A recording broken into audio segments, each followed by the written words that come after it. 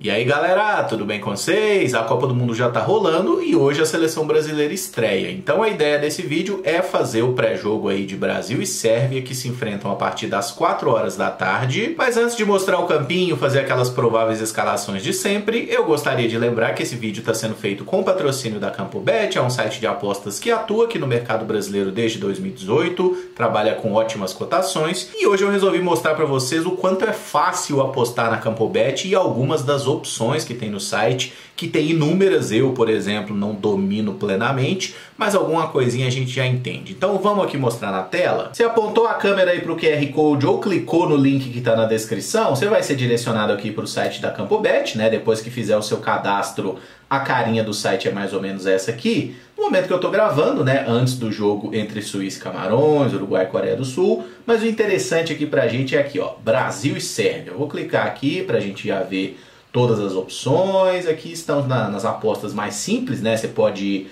coluna da esquerda, da direita ou do meio. Ó, o Brasil tá pagando 1,48, é favorito. O empate 4,50. Aí tem algumas opções aqui para baixo. Ó, total de gols. Tem uma renca de opções aqui. Quem vai fazer o primeiro gol? Você pode apostar. Chance dupla, Brasil ou empate, Brasil ou Sérvia, empate ou Sérvia. Tem como também. Ambas equipes marcam sim ou não. Ó, empate devolve a aposta, handicap, último gol, resultado correto, resultado do intervalo do final de jogo. Enfim, tem opção demais, velho. Se você quiser fazer aposta, e tem algumas apostas individuais também, por exemplo, aqui, ó, especiais de jogadores. Tipo, qual vai ser o jogador que fará o primeiro gol ou o último gol da partida, ou vai fazer o gol a qualquer momento do jogo. Neymar, Pedro, Gabriel Jesus, Richarlison, Vinícius Júnior, Antony. Chegamos ao campinho para falar sobre essas possíveis escalações, ou mais prováveis, né? Lembrando que 1 hora antes da partida é que os treinadores divulgam oficialmente os 11 que vão iniciar o jogo, mas pelo noticiário dos últimos dias, o mais provável time titular do Brasil, comandado aí por Adenor Bach, o Tite, terá o goleiro Alisson, a zaga com Marquinhos e Thiago Silva, lateral direito Danilo, lateral esquerdo Alexandro. O Casemiro é o único volante. O Lucas Paquetá faz o papel de um segundo homem de meio campo, mas a gente sabe que ele é um meia, né? O Neymar seria aqui um meia atacante, um camisa 10, um segundo atacante eventualmente, é um jogador que tem mais liberdade no campo. Rafinha na ponta direita, Vinícius Júnior na ponta esquerda e o Richarlison, o Pombo, é o centroavante. E se o Tite realmente botar esse time em campo, vai ser um pouco surpreendente, porque a escalação mais provável até então não tinha Vinícius Júnior como titular, o que eu acho um absurdo, porque é o melhor jogador brasileiro atuando em solo europeu, e normalmente tinha essa escalação, tinha o Fred, né, a dupla de volantes aqui, Casemiro e Fred, ambos jogam no Manchester United inclusive. O Lucas Paquetá acabava caindo mais pela esquerda, o Neymar ficava solto, né, como esse camisa 10 que faz o que quiser no campo, e o Richarlison aqui sendo o 9. O Tite já tinha feito essa experiência, né, tirando o Fred, colocando o Vinícius Júnior, o Paquetá aqui como esse segundo volante em algum momento, com o Vinícius Júnior na ponta esquerda, e eu imagino que esse aqui vai ser um posicionamento mais realista, tá? O Paquetá fazendo mesmo o papel de um segundo volante, né? Não sendo um meia, ele que é um jogador que tem uma boa chegada no ataque, é a principal virtude dele, mas fisicamente o Paquetá é um jogador também capaz de combater bastante aqui no meio campo, né? No momento sem bola da seleção brasileira, qual que é a formação? Rafinha e Vinícius Júnior voltam, né? Fecham aqui uma segunda linha de 4. O Neymar fica mais livre e se precisar voltar mais alguém, quem vai voltar é o Richarlison ou o Gabriel Jesus, tá? O Tite realmente protege até demais o Neymar, justamente por ele ser o jogador mais talentoso da seleção brasileira, o cara que tá indo para sua terceira Copa, né? E é a principal, digamos assim, referência, a principal esperança do treinador também. Não há muita dúvida com relação ao gol, apesar de Ederson e o Everton terem jogado partidas até de eliminatórias, o Alisson é mesmo o dono da posição, a zaga com Marquinhos e Thiago Silva também. Eu gosto muito da alternativa do Militão, mas o Thiago Silva e Marquinhos carregam uma experiência desde o tempo que jogaram juntos no PSG. O Danilo é o dono da lateral direita, o Alexandro na lateral esquerda, Alex Telles é uma opção para cá e o Daniel Alves é uma opção para direita, né? Embora o próprio Militão seja mais cotado para jogar como lateral direito do que o próprio Daniel Alves. Eu coloquei aqui a alternativa do Bruno Guimarães porque, dando a minha cornetada, né, se eu fosse o treinador, como esse jogo promete um embate físico muito importante no meio-campo, eu não começaria com o Paquetá, até por ele estar voltando de lesão e ainda não ter jogado bem no West Ham, ele não se achou no seu novo clube. Eu iria com Bruno Guimarães, que eu acho um jogador melhor que o Fred, melhor que o Paquetá, acho um excelente volante, é um cara que marca muito forte, também chega bem no ataque.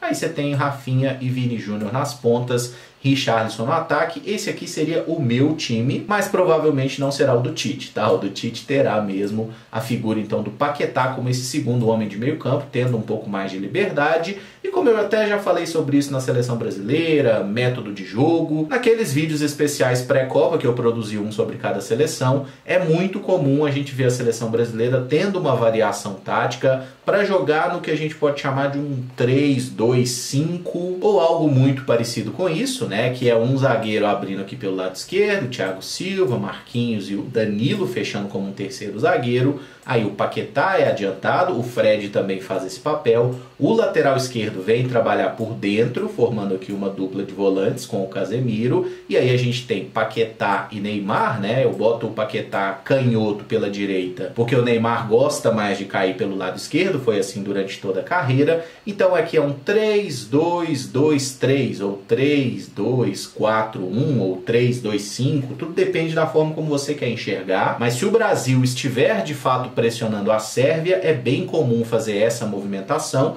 e o Brasil pode também inverter essa questão, tá? Com o Marquinhos pela direita, o Thiago Silva aqui, o Alexandro como um zagueiro pela esquerda e Casemiro e Danilo como dupla de volantes. O Brasil tem essa facilidade justamente porque Danilo e Alexandro, que são atletas da Juventus, sabem jogar como zagueiros de fato, né? Em trios de zaga eles jogam sem o menor problema. Então o Brasil tem variações táticas não apenas ofensivamente, mas até na saída de bola também para tentar encaixar melhor o jogo. Imagino que esses mecanismos estejam sendo bem trabalhados nos últimos dias, né? Porque a seleção brasileira já conseguiu mostrar isso nas eliminatórias quando não tinha muito tempo para treinar. O fato do Brasil estar num dos últimos grupos a estrear na Copa ofereceu para a comissão técnica um pouco mais de prazo, tá? Então o Brasil deve ter essa configuração mesmo, talvez o Paquetá saia mais pela direita justamente pelo Neymar gostar de procurar o lado esquerdo, Vini Júnior e Rafinha muito abertos pelas pontas. E a outra opção que eu botei da seleção brasileira aqui foi o Gabriel Jesus, que é uma alternativa natural aqui para a vaga do Richarlison, né? Existe uma disputa por posição entre eles, que são atacantes que jogam como camisa 9, podem jogar pelos lados e têm em comum o fato de ajudarem muito no momento sem bola, correrem muito, inclusive para deixar o Neymar aqui tendo esse respiro que o Tite sempre preza. Mas eu fico realmente surpreso de ver o Tite armando a seleção brasileira numa estratégia assim um pouco mais ofensiva para esse duelo que provavelmente será o mais duro da primeira fase. A seleção sérvia tem boa qualidade e vamos falar sobre eles então, comandados aí por Dragan Stojkovic, que foi um grandíssimo jogador da seleção iugoslava. Eu não vou falar detalhadamente de cada jogador da seleção sérvia, porque já tem um vídeo aqui no canal falando sobre cada um deles, onde joga, desempenho recente. Mas a provável formação inicial tem o goleiro Vanja Milinković-Savić, a zaga com o Milenkovic pela direita, o Velikovic é um zagueiro central e o Pavlovic, que é um back canhoto, joga pelo lado esquerdo. Na ala direita, o Zivkovic é o mais provável titular, na ala esquerda, Mladenovic. Aqui temos uma novidade, justamente pelo Filipe Kostic, falarei sobre isso daqui a pouco. O meio-campo tem o Nemanja Gudelj como primeiro volante, o Sergej Milinković-Savić, um dos principais jogadores do time, atleta da Lazio,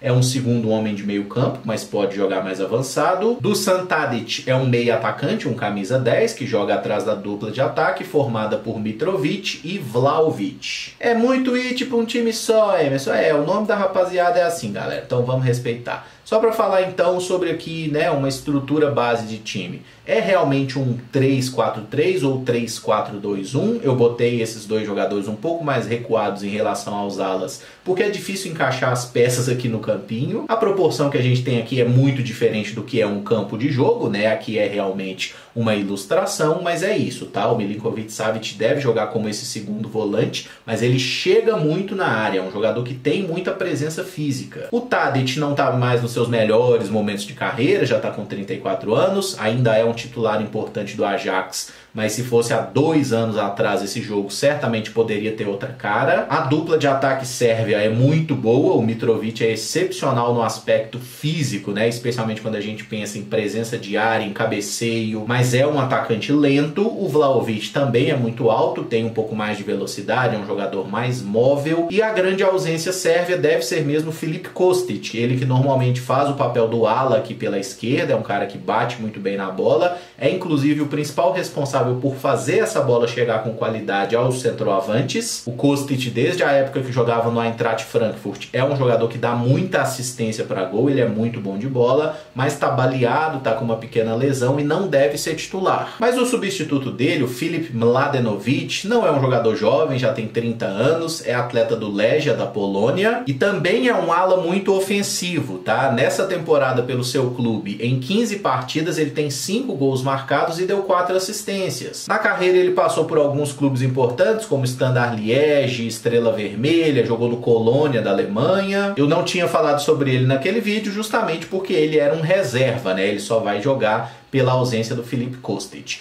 Mas essa seleção sérvia tem alguma dúvida aqui nesse miolo defensivo? Pode jogar o Velikovic ou pode jogar o Mitrovic. Aqui nessa ala pela direita existe também uma dúvida entre o Zivkovic e o Lazovic. Os dois são jogadores bem ofensivos, né? São meia atacantes de formação que foram adaptados para jogar pela ala. E a principal diferença entre eles, o Zivkovic é um jogador canhoto que joga pela direita e o Lazovic já é um ponta destro. Então ele pode inclusive fazer as duas alas, no seu clube ele joga mais até pelo lado esquerdo, mas o Lazovic seria uma alternativa mais conservadora, digamos assim, né? Um jogador destro jogando como ala direita, e tendo o Zivkovic por aqui muda um pouco, porque ele é um ala que não vai atacar tanto a linha de fundo, ele puxa para dentro para fazer cruzamento, tá? Muito mais cruzamentos do que a finalização de fato, até porque o Zivkovic não é propriamente um artilheiro, então o Alexandre ele não vai precisar fechar tanto a beirada, tá? A menos que o Tadic caia por aqui, o que é também uma possibilidade, até porque o treinador da Sérvia pode abrir mão de um dos seus 2 centroavantes. Os dois tiveram problemas físicos recentes, chegam meio baleados inclusive, parece que estão em condição de jogar, mas até para tentar encaixar melhor no modelo de jogo da seleção brasileira e dar mais liberdade para o Milinkovic-Savic. Se você tira aqui o Mitrovic, por exemplo, e deixa ele como uma alternativa para o segundo tempo, isso é bem possível acontecer. Você tem o Vlahovic como o principal atacante, e ele é um cara que se movimenta bem. Você passa a ter o Tadic e o Sergej Milinkovic-Savic como jogadores de mais chegada à frente, você tem 2 meia atacantes de fato, e aí você pode colocar mais um volante. Eu lembro que no vídeo que fiz sobre essa seleção eu até falei muito sobre o Sasa Lukic, né, que é um meio campista de qualidade, joga no Torino, mas acho que ele nem seria o mais provável a entrar, tá? Até pelo amistoso que a Sérvia fez contra o Bahrein, eu acho que o Marko Grujic é um jogador que tem boas chances de aparecer. É um cara de 26 anos, mais de 1,90 m, joga no Porto, outro camarada para encorpar ainda mais e dar mais força física para esse combate no meio campo, tá? É possível que a Sérvia tente levar esse jogo para o duelo físico mesmo. E o Ivan Ilic seria outra opção para fazer esse papel de um volante, também um jogador bem combativo. E aí são as principais alternativas se a Sérvia quiser ter de fato aqui uma dupla de volantes, né? 3 zagueiros, 2 volantes, 2 alas,